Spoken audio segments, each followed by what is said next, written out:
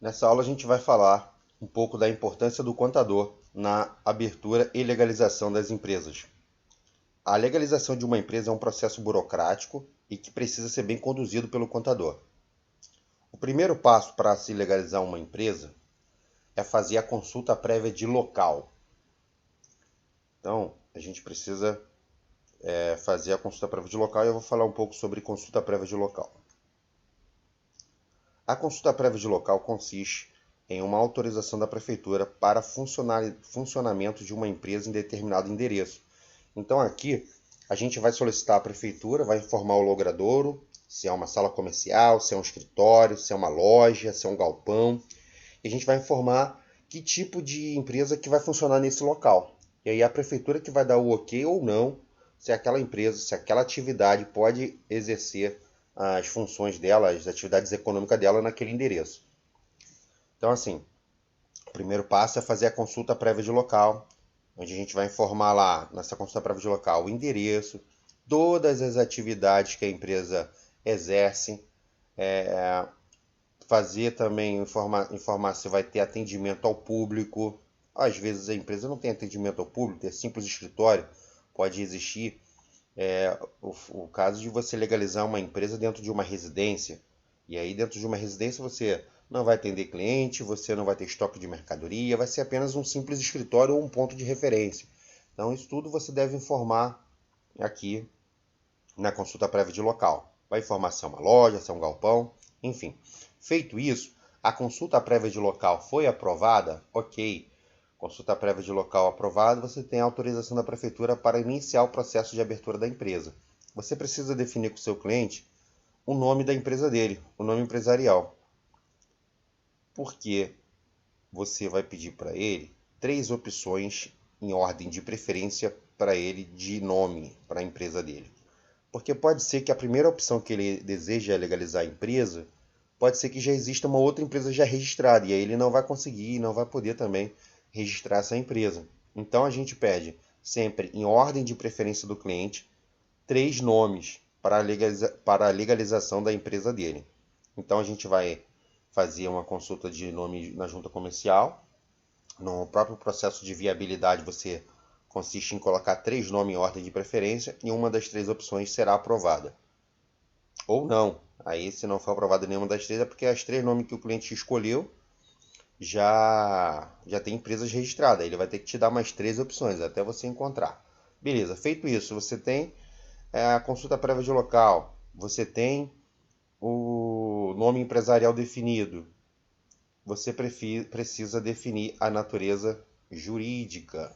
Você vai auxiliar o cliente na escolha do nome e também da natureza jurídica. A natureza jurídica é se é empresa limitada, sociedade empresária limitada, se é uma sociedade simples, se é uma firma individual, se é uma empresa individual de responsabilidade limitada. Lembrando que, se for uma firma individual, ela influencia aqui no nome, porque a firma individual, o empresário individual, o nome obrigatoriamente tem que ter o nome da empresa tem que ter as iniciais do nome da pessoa física.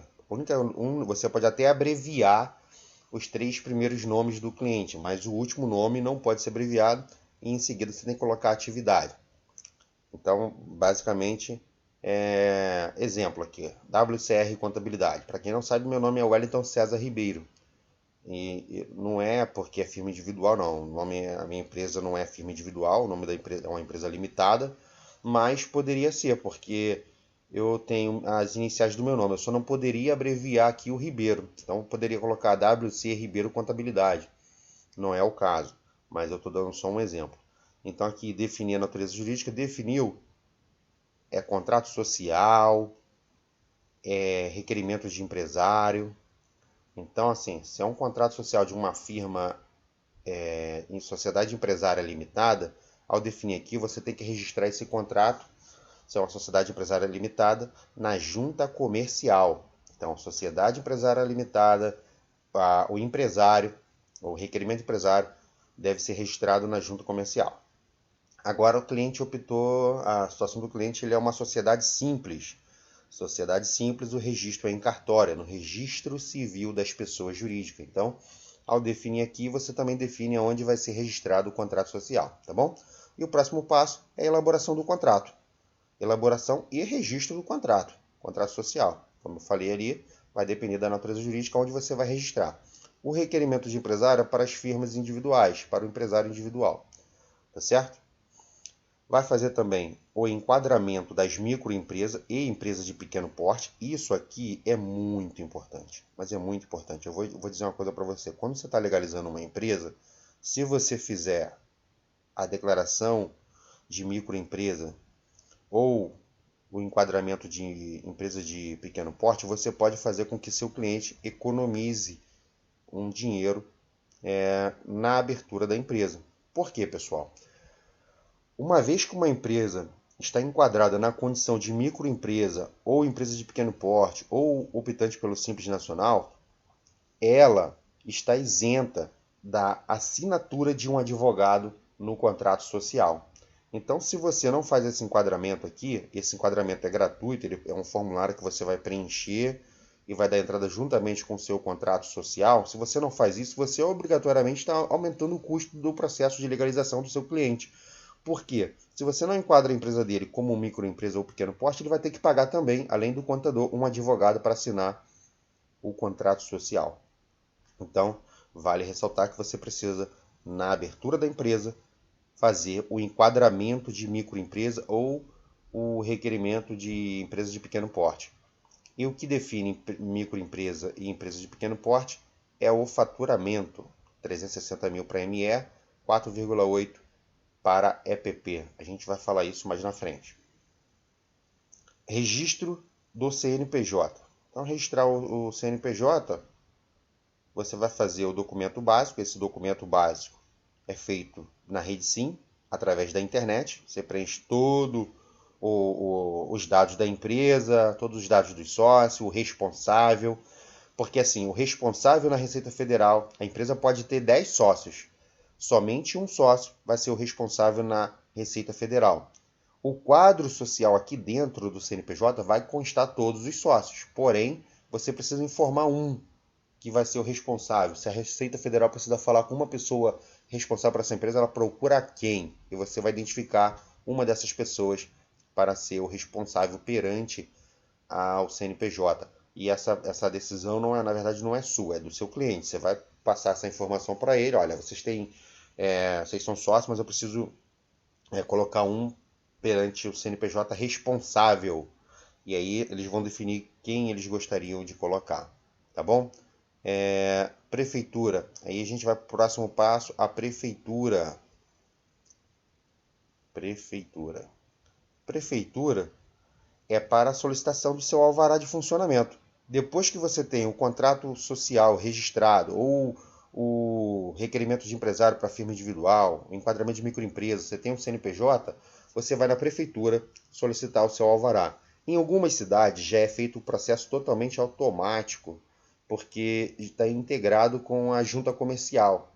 Em algumas cidades, não são todas, mas nessa cidade, quando a junta comercial ela defere o contrato social, defere o CNPJ, ela já manda essa informação para a prefeitura e a prefeitura já começa a tramitação do seu alvará. Uma vez que você efetua o pagamento da taxa, o alvará sai de forma automática. Se não for assim no seu caso, na sua cidade, você precisa ir na prefeitura com a documentação da empresa já registrada, o contrato, CNPJ, e fazer lá o procedimento para a aquisição do seu alvará de funcionamento e a inscrição municipal, que é interessante porque você vai precisar dela para a para a autorização de emissão de nota fiscal de prestação de serviço. Então, nota fiscal de prestação de serviço, quem vai te dar a autorização é a prefeitura, e para isso você precisa ter a sua inscrição municipal, tá bom? Agora a gente vai para o estado. O estado é diferente da prefeitura. A prefeitura, todas as empresas, qualquer empresa, seja você até mesmo um profissional autônomo, você precisa ter um alvará de funcionamento, você precisa ter uma autorização da prefeitura para funcionar naquele local. O estado já não é assim. O estado somente precisa ter as empresas que atuam com comércio, circulação de mercadoria, né? E transporte. Então, assim, para você emitir uma nota fiscal de venda, você precisa de uma inscrição estadual. Para você ter o conhecimento de transporte, você vai precisar de uma inscrição estadual. Então, assim, quem libera essa autorização é o Estado. O imposto devido sobre circulação de mercadoria é o Estado que recolhe, é o ICMS. E prestação de serviço é a Prefeitura. Então, assim, é de responsabilidade da Prefeitura a autorização da nota de prestação de serviço e a autorização do Estado para as notas de circulação de mercadoria. Vigilância sanitária. Em alguns casos, algumas atividades precisariam também ter a licença sanitária.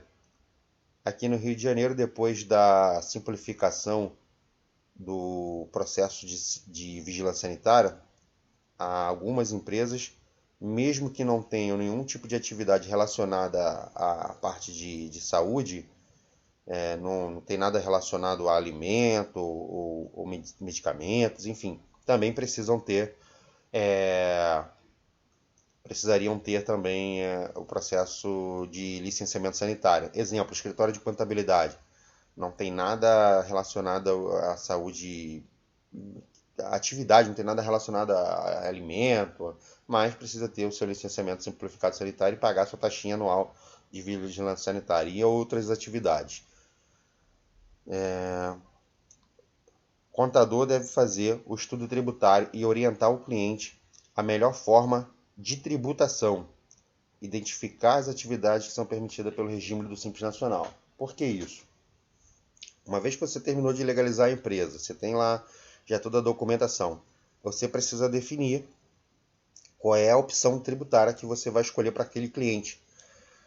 E você vai fazer um estudo tributário com base na projeção do faturamento do cliente. Uma vez que se é uma empresa nova, você está legalizando essa empresa, você não vai ter o faturamento dele. Então você vai pedir ao seu cliente uma projeção do faturamento que ele acredita que vai faturar nos próximos 6 meses, uma projeção de faturamento.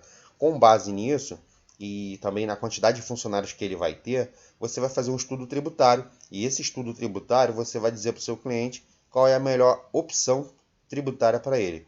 Se é lucro presumido ou Simples Nacional. Eu não vou falar de lucro real porque nem eu trabalho com lucro real na minha empresa e eu oriento a você que está iniciando também não atender as empresas do lucro real, certo? Então você vai definir para o seu cliente se a melhor opção para ele é o lucro presumido ou o Simples Nacional. Lembrando que se a opção for do Simples Nacional, antes de dar essa opção para o cliente, você deve identificar se a atividade dele é permitida ou não. Permitida no regime do Simples. Identificar se a atividade é permitida no regime simples. Por quê? Nem todas as atividades são permitidas. Não basta você querer estar dentro do Simples Nacional. O Simples Nacional, para alguns casos, é muito vantajoso, mas não são todas as atividades, não são todas as empresas que podem se enquadrar. Isso vai depender da sua atividade econômica. E o Código Nacional de Atividade Econômica você identifica no CNPJ. Está lá, Código Nacional de Atividade Econômica, o CNAE. Aquele código é o que você vai identificar se a atividade é permitida ou não se enquadrar no regime do Simples Nacional, tá bom? Aí, feito isso, você definiu para o seu cliente o quanto de imposto ele vai pagar, qual é a forma de tributação que ele vai... Na verdade, você informa para o seu cliente, olha, optamos pelo Simples Nacional ou pelo lucro presumido. Você deve informar o cliente, uma vez que a empresa está legalizada, o percentual de imposto que ele começará pagando. Isso é muito importante. Por quê? Vejamos que o cliente, você definiu ali com o cliente, você fez um estudo tributário e identificou que o Simples Nacional ele é mais vantajoso para o cliente. E o Simples Nacional ele tem uma tabela progressiva. Então não é aquele percentual inicial que ele definiu que vai ser, não é um percentual vitalício, não é aquilo ali para sempre. Então ele tem que identificar que até o seu faturamento, até um determinado valor de faturamento nos últimos 12 meses, vai ser um percentual. Se ele passar daquele valor, vai ser um outro percentual. E isso vai depender também do anexo do Simples que a empresa do cliente vai estar enquadrada. Isso quem vai fazer esse estudo tributário e esse estudo do Simples é você, contador. Você vai identificar esse percentual e vai passar para o seu cliente. o ideal é você enviar para o cliente também a tabela do Simples Nacional, a tabela do anexo dele, que aí ele tem esse controle, porque ele não pode estar em mente que ele vai pagar, por exemplo, sempre um percentual e no próximo mês ele já estoura a primeira faixa do Simples, já vai para um outro percentual e aí você pode quebrar lá o fluxo de caixa do cliente, pode dar algum tipo de problema porque ele está esperando pagar um percentual e na verdade no próximo mês ele já estourou a primeira faixa do Simples, já é um outro percentual. Lembrando que o Simples Nacional não é o faturamento anual, é o faturamento dos últimos 12 meses. Tem muita gente que confunde. Então, assim, você não vai pegar o faturamento de janeiro a dezembro. É o faturamento, se a empresa abrir em agosto, é de agosto, perdão, a o próximo período. Seria de agosto a julho do outro ano.